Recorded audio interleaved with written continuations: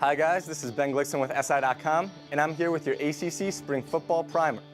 It's March, which means it's time for teams to start figuring out which key players they lost and how they're going to replace them.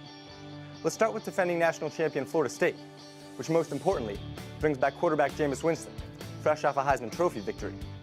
However, the Seminoles lose 4 key players on defense: linebackers Telvin Smith and Christian Jones, cornerback Lamarcus Joyner, and defensive tackle Timmy Jernigan.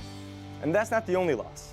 Defensive coordinator Jeremy Pruitt also left for Georgia, and new coordinator Charles Kelly will look to rebuild.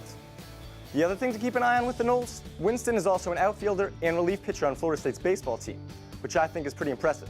However, some folks surrounding the program thinks it could put him at risk for injury. It will be something to monitor as spring continues. The next team I want to talk about is Clemson, which is fresh off an Orange Bowl victory over Ohio State. Now, the issues for Clemson are pretty obvious. They lose quarterback Taj Boyd and wide receiver Sammy Watkins to the NFL draft. Now, the Tigers do return offensive coordinator Chad Morris, who had been linked to a number of potential job openings last fall.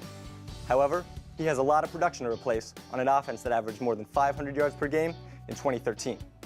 One quarterback to keep an eye on, early enrollee Deshaun Watson, who's impressed a lot of people around Clemson since arriving in January.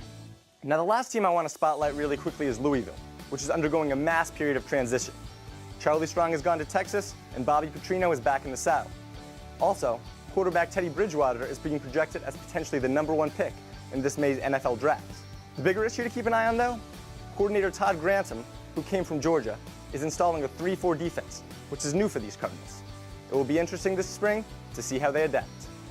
Over the course of the next few weeks, we'll see how these teams replace their players and adjust to some major staff overhauls. For SI.com, I'm Ben Glicksman.